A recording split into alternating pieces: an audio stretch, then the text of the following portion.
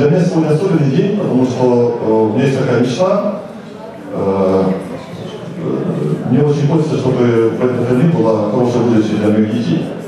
Мне также хочется, чтобы это хорошее будущее было и для меня сейчас, в эти годы, и для вас тоже. И с этой мечтой я уже несколько лет живу, действую и искал возможности эту мечту жизнь воплотить. И буквально недавно, это было несколько лет назад, когда возможность появилась, я узнал, что это такой проект всемирный, давал счастью, это уникальный проект.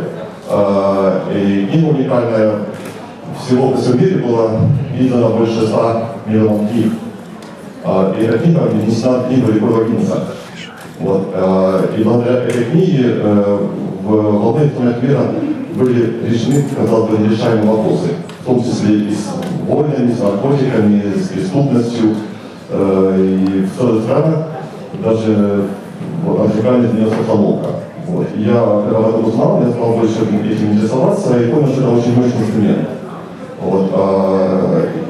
Так как любой человек хочет быть здоровым, любой человек хочет иметь отличные отношения в семье, мы более счастливы, когда у нас на работе все хорошо, мы зарабатываем, мы чувствуем себя спокойно, когда в стране что-то происходит не то, и когда в стране успокаивается, мы знаем, что у нас есть будущее.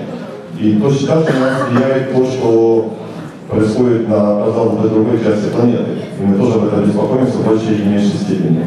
И на самом деле все кроется в федеральном принципе, который является в основе существования любого человека, то, на что он опирается в трудные минуты. И в этой книжке вот эти принципы описаны.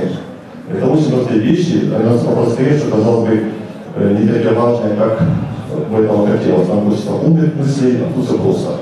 Но если это соблюдать, то мы начинаем потихонечку менять свой внутренний мир, свое отношение к тому, что нас окружает, и каким-то чудом происходит изменение нашей жизни с нашими близкими. Как вот эта книжка вот этим свойством не обладает. Я взялся за этот проект, и вот сейчас Украина часть большого движения всемирного, и это развивается и сегодня. Вот, у нас такое достаточно интересное событие, это первое такое публичное событие, связанное с счастьем.